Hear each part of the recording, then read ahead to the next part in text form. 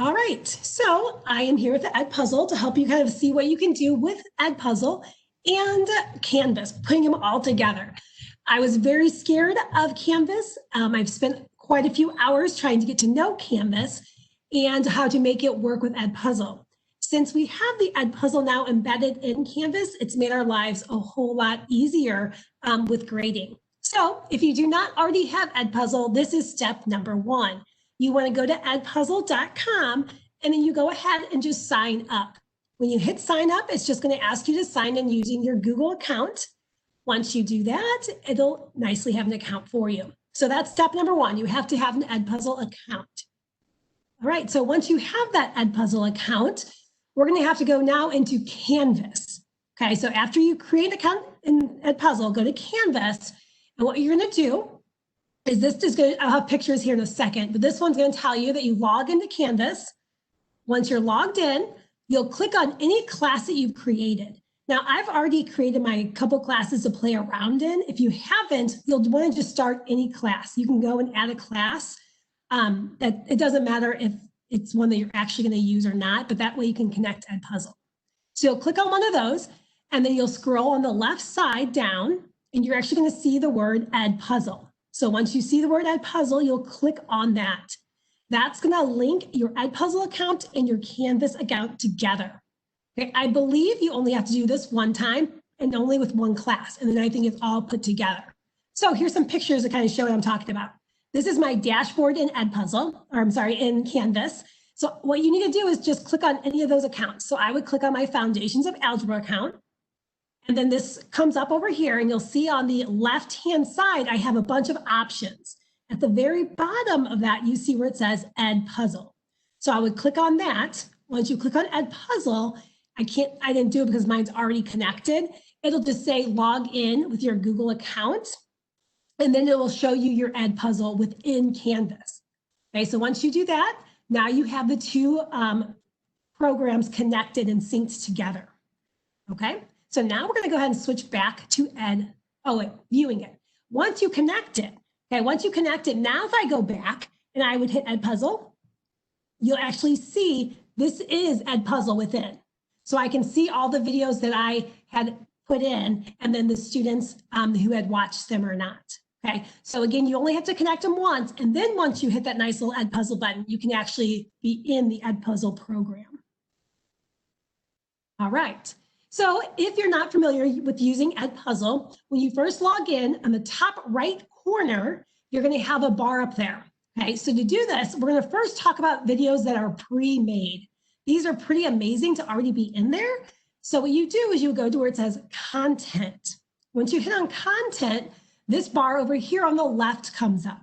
These are all different options of videos that are already able to be used with EdPuzzle. Okay, that you don't have to make yourself.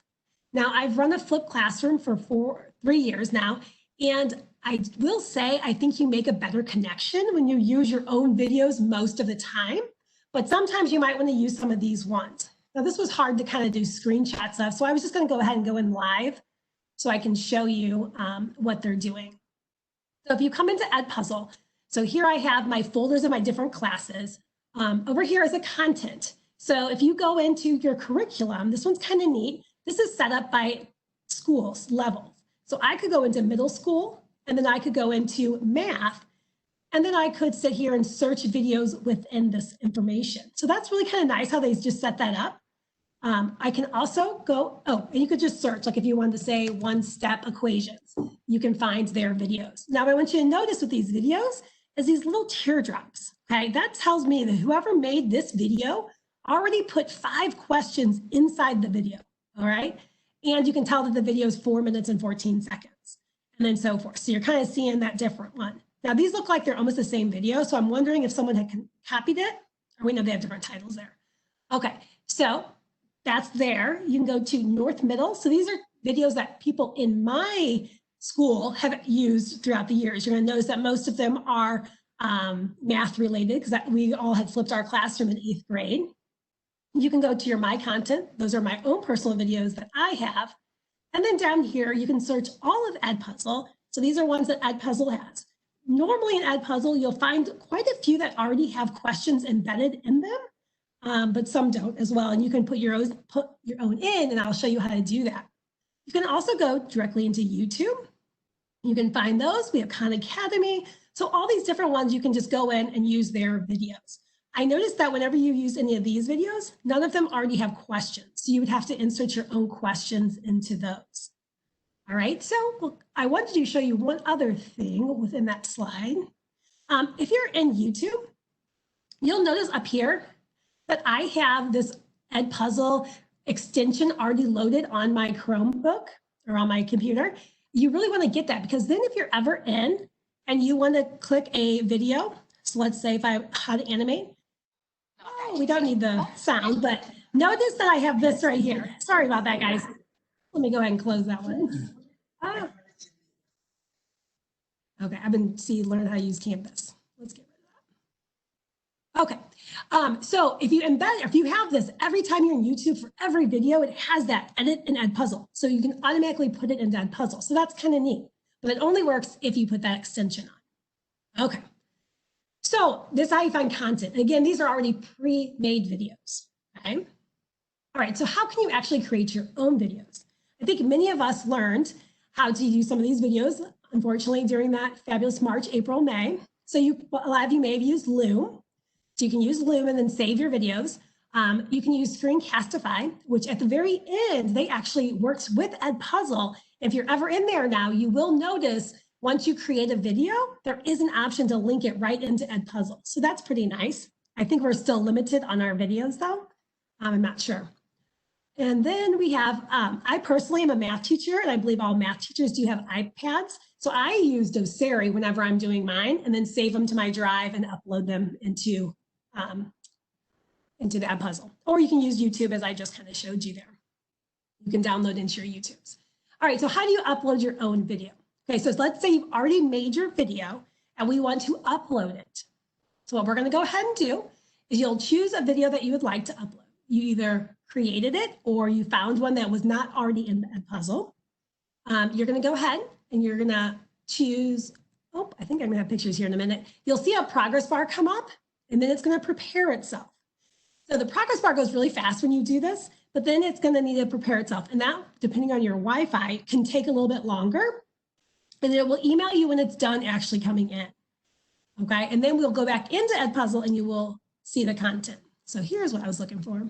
Okay, so our pictures here, you're gonna go to your My Content, and then we're gonna say Add Content. Notice when you, here, I'll show you, Add Content, you'll actually have options here.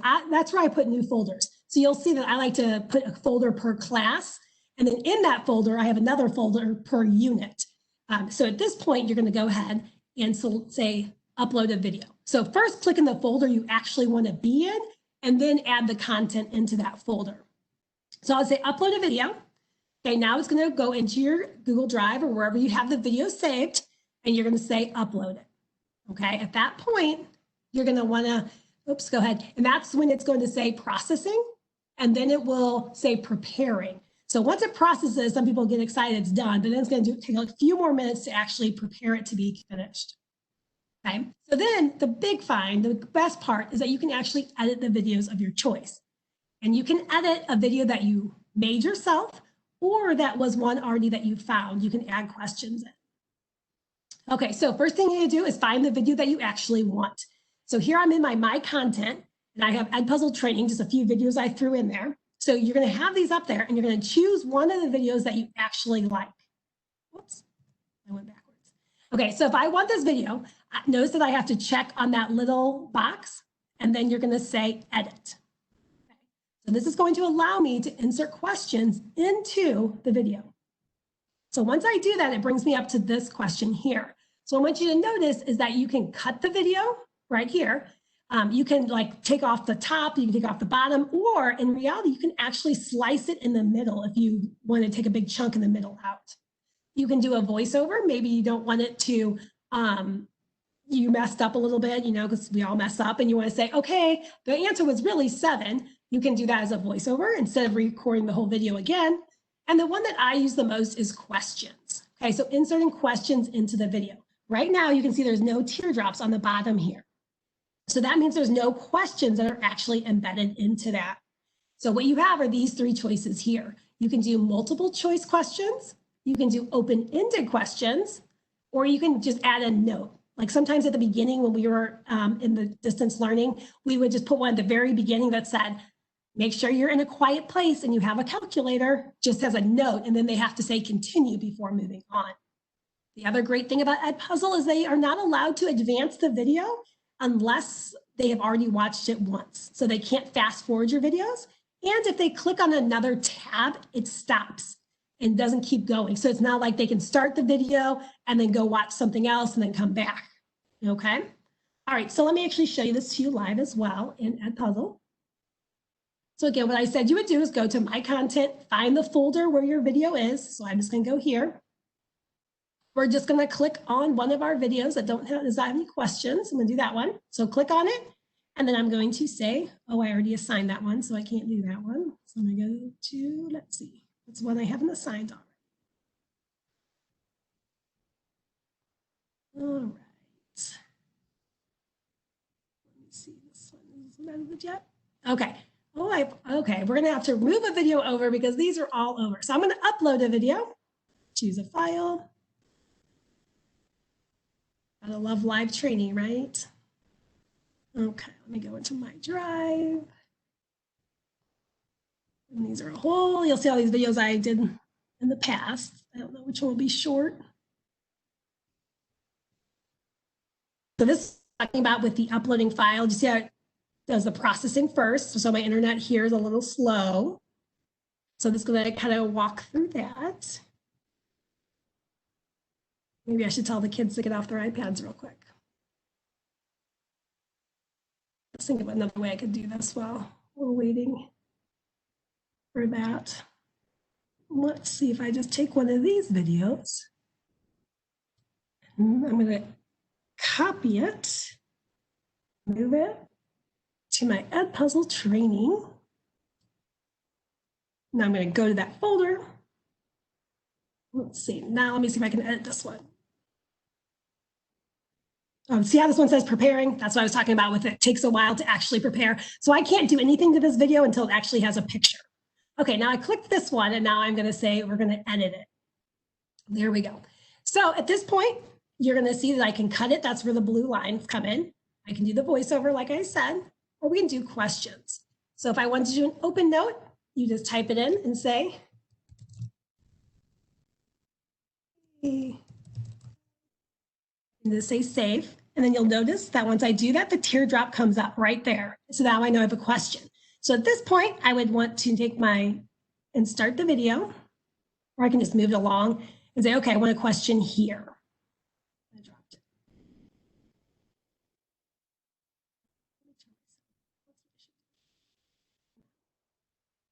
Okay, so we're going to play that video.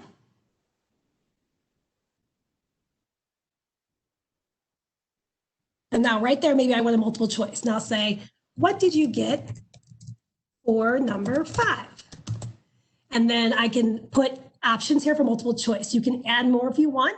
Now I will say it always has the first one with a green check mark for first. And obviously you don't want the first one always right. So you probably want to switch it. Or if you have select more than one, you can do that as well. And then you would say to add it in when you were done with it. Okay, another one that we could choose was open-ended. Now this is normally what I do is I'll have a you try problem and I want to know what they got before it shows them the answer. Now we'll talk about grading in a little bit because that's where it gets a little sketchy with how EdPuzzle is going to grade it with open-ended. Okay, and then you kind of save it. So again, they'll be watching the video. It will stop here and ask them the question, and then they would say continue on it, okay? Then you'll just finish it. And once it's finished, this is normally if you're using Google Classroom like I used to in the past, I would go ahead and just say assign it, but we can't do that through EdPuzzle anymore. Okay, so back to this. So that's how you add questions into it. Okay, so now if you actually want to assign the video. You want to assign the video, usually, like I said, you go to that assign button and see how I have my Google Classrooms already listed and I could just click them. And my EdPuzzles are not clickable, or my Canvas ones are not clickable. So that's where I'm going to say here that you're not allowed to assign videos from EdPuzzle to Canvas. We must actually assign it through Canvas through that. Okay, so let's talk about how to do that. So how to assign EdPuzzle in Canvas. All right, so you're logged back. Now you're out of EdPuzzle. So to get the videos ready, you have to be in EdPuzzle. But when you want to actually assign it now, you would come here to the sidebar. Now, some people like to assign in modules, which is totally great too. So it depends on your Canvas experience. So I'm going to go ahead and just show you with this one. You're going to go to assignments once you're in the class. So again, I would have clicked on my foundations of algebra and then assignments. And then you'll get this blue bar that'll be in your right side. And you'll say to add an assignment. And then here you have your options. So I'm going to give an assignment name like day 2 video, ask some questions here, how many points I want it. And then if you've been in training for Canvas yet, you'll know about the groups that you can put.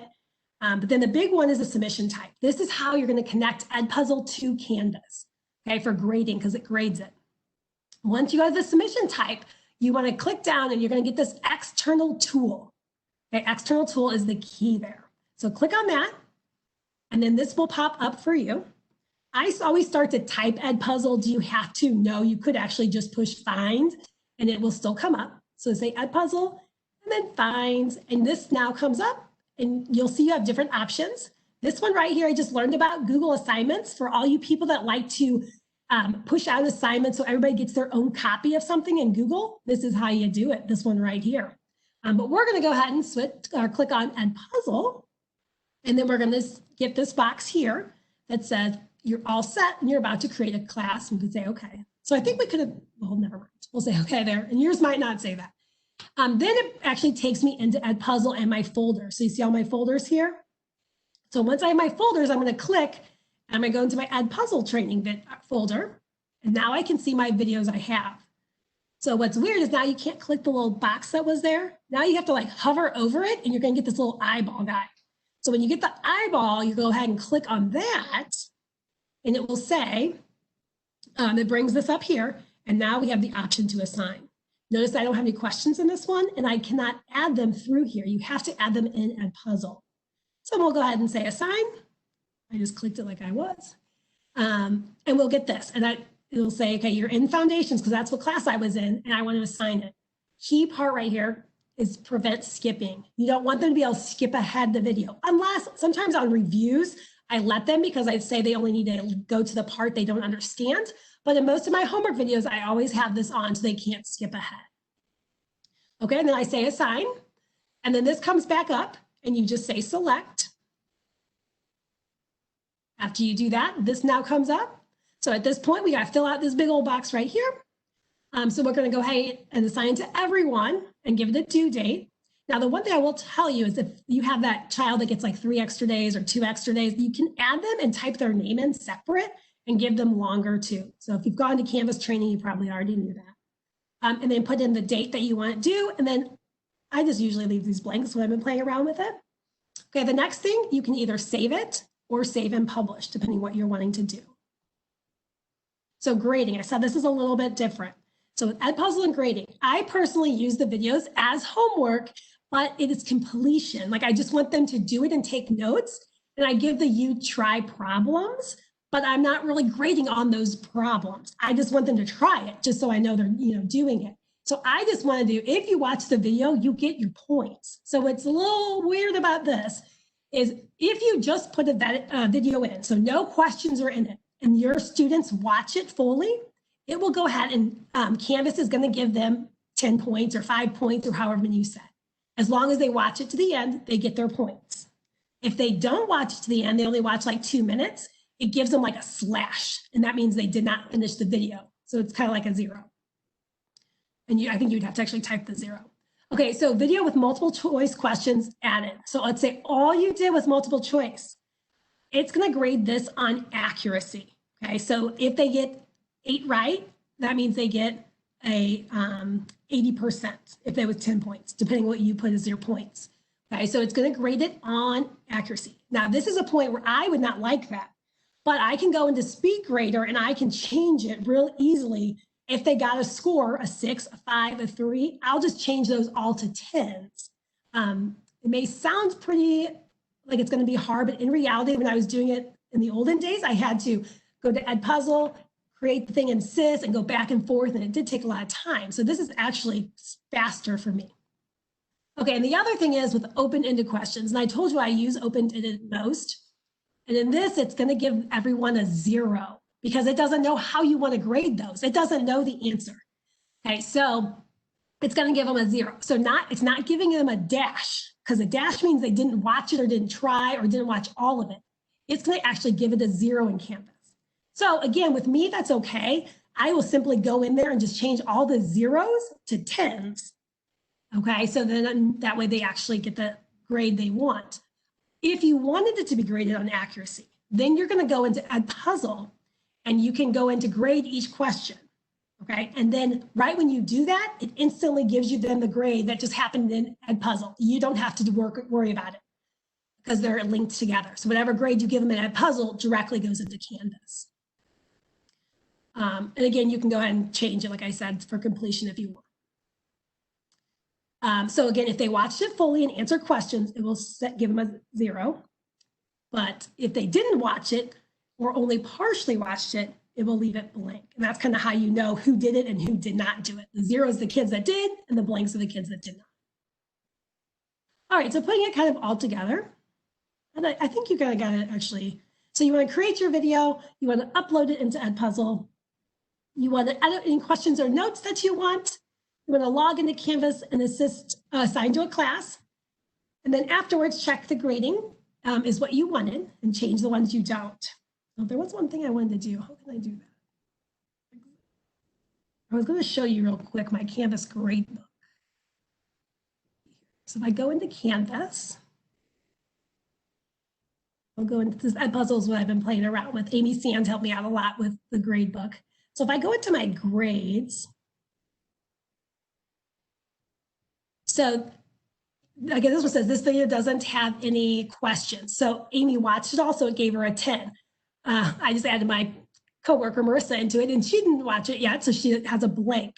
So you'll see that I directly did that. And then there was a couple, like these are overdue right now. Those aren't videos though, but so this is kind of, it directly does it for you, which is really nice. But let's say it gave them all 0s and they actually watched it. I could just go in and say 10, 10, 10. So that's why it can be so fast and easy. All right. Okay. Let's go ahead and go back to, oops, go away.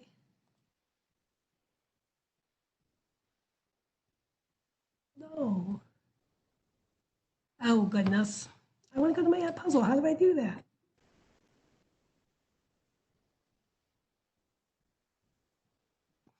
Sorry, guys. I told you I was new to this.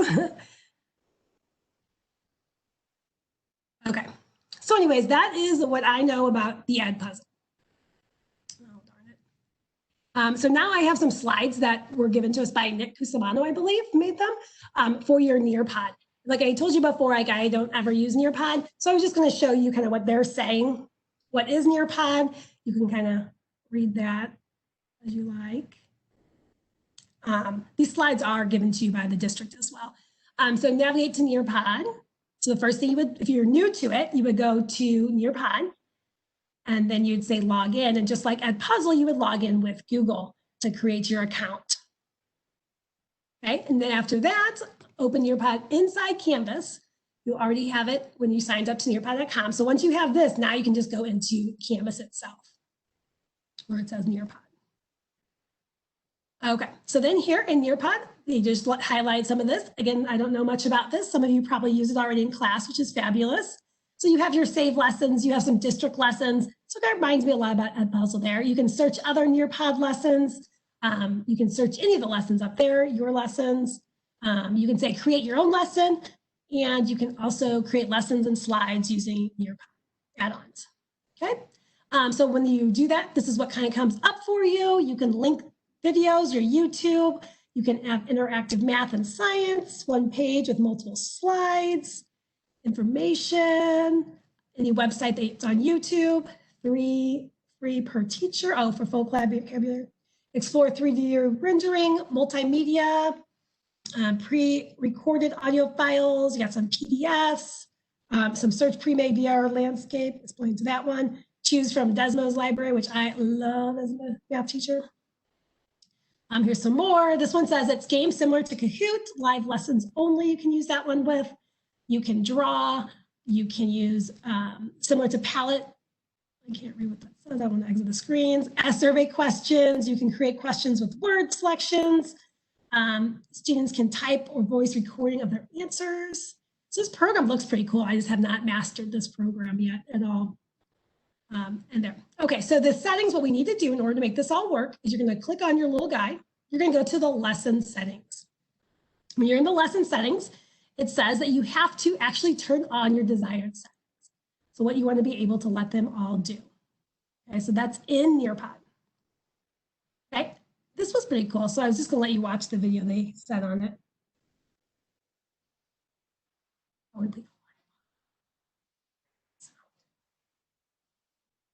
Hold on, live streaming.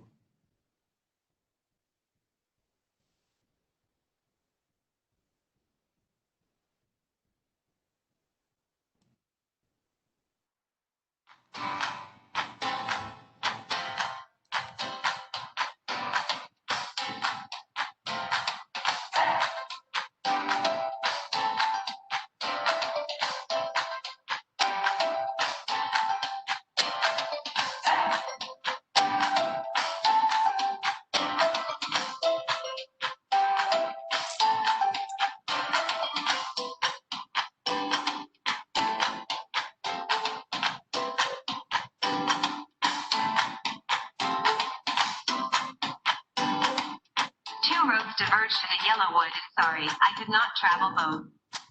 And be one traveler, long I stood, and looked down one as far as I could.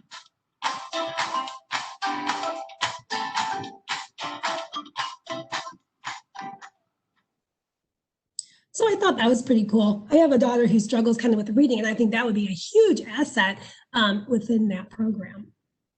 Okay, so creating a NearPod assignment in Canvas. In reality, guys, it's exactly like we did with EdPuzzle, okay? So you're gonna say first, now you'll see they're adding it in the modules. So you can do this another way to add an assignment, or like I showed you in EdPuzzle, on the left side, you could go to assignments. Either way, it works, okay? So assignment, and you're gonna see that goes, you wanna give it a name. So this one is just NearPod example. You might say, you know, something else about slope or whatever.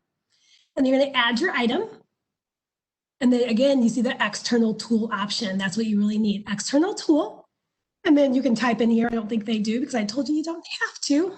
And then this box pops up and now you're gonna see that NearPod. So this is where we saw EdPuzzle. Once you click on NearPod, it's going to go ahead and ask you, do you wanna do it as a live lesson or a student piece lesson? So you wanna choose that. And then you're going to go ahead and say, it goes back to the screen if you kind of remember that, and you're going to say select. And then you're going to find the lesson there. I feel like we missed a step where it actually open up in NearPod and you'd actually pick the lesson you want. And that's where this link is coming from. Okay, and then you would go ahead and say save or publish, depending on what you're wanting to do. Okay. Viewing and grading student work. So again, here's a video since I don't really know how to use this one yet. Last year, you've heard from dozens of teachers who love to project while teaching a NearPod lesson. In recognition of that, NearPod has developed an even more powerful way to project. Let's take a moment to check out this new student mode now. I launched my lesson from my computer. So here's the teacher view. Everything's pretty familiar. But notice in the top right, there's a new button with an S on it. When I click this button, my screen will toggle to student mode. Now, I'm projecting what is on my teacher device. I can demonstrate how to use this drawing. If I would like, I can even navigate the lesson for students. Now, let's look at a situation where I'm projecting a second screen. In this case, I can pop out the student view using this button. It opens up a new window that displays the student view. I'll drag this window to the projector so the class can see it. It automatically returns to teacher view, so I can see my class's work in my dashboard. This option is the best of both worlds. The teacher can easily see the information they need and demonstrate features to their class. This feature is available for all users. It can be used during any live lesson session, whether it's being taught from a laptop or an iPad. Well, for now, if you have any questions or feedback, don't hesitate to reach out to us at support@nearpod.com. right, that didn't really show us about grading, but it showed us that student view. Oh, wait, I've got to go back one. So maybe this one. Oh, yeah, here we go. This one's a little bit longer, so sorry, guys. On NearPod lessons in Canvas through SpeedGrader. Video for this. I'm going to show you this live. I'm going to go back into my Canvas account. And I'm going to go to SpeedGrader by grades. There's a couple ways to get to SpeedGrader that you can probably know. Students are completed. You'll see it on your dashboard. You'll see it in your courses. You can also click on an assignment and get to SpeedGrader. But I'm going to go from my grades and go to the SpeedGrader. So I have a lesson that I had done to showcase this for all of you. So once we get to my grades here, I'm going to see I did a test student and I have their assignment. So I'm going to run assignment here for them. So I simply would click on their assignment. There's an arrow here. I can click here. SpeedGrader. And a lot of different ways to get to SpeedGrader. This is just the one way that I'm showing you today. Take you to your SpeedGrader. So if you're familiar with SpeedGrader, this will make sense. If you're not, SpeedGrader is one of the greatest things. It's the entire goal for grading.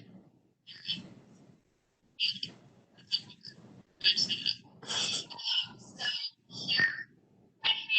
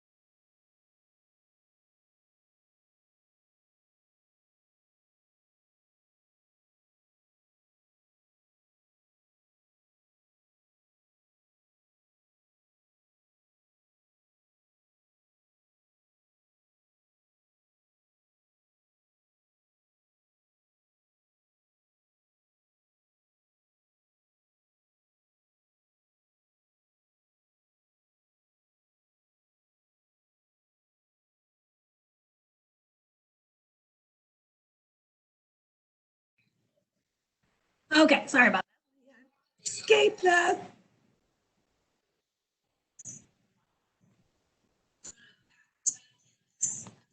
Oh, I don't know what I did there.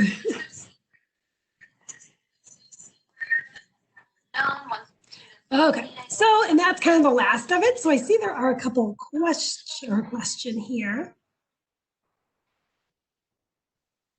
Oh, did you stop hearing?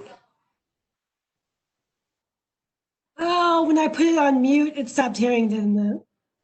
I'm sorry. I put it on mute, guys. So that video is going to be linked out to you so you can actually finish hearing that. I didn't want you to hear me, so I muted it, but then that muted my computer, which, you know, sorry about that. Okay, so anyways, at this point, if you want to ask me any questions, I can show you some stuff live if you'd like. Within EdPuzzle, Canvas, I've gotten pretty good at some of those So if you just want to chat with me and ask me questions, or if you want to unmute yourself, you're more than welcome to. So let me know what you're thinking.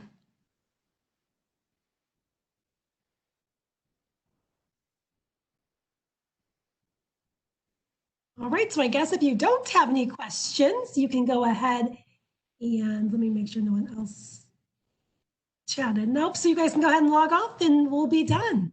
Thanks for coming today.